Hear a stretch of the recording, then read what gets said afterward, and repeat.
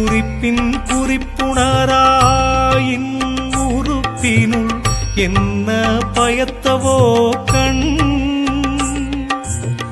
குறிப்பின் குறிப்புணராயின் உறுப்பினுள் என்ன பயத்தவோ கண்.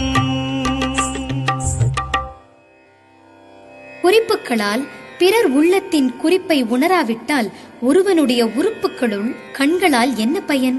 நீ பார்த்த பார்வைகள் கனவோடு போகும், நீ சொன்ன வார்த்தைகள் காற்றோடு போகும். நீ பார்த்த பார்வைகள் கனவோடு போகும், நீ சொன்ன வார்த்தைகள் காற்றோடு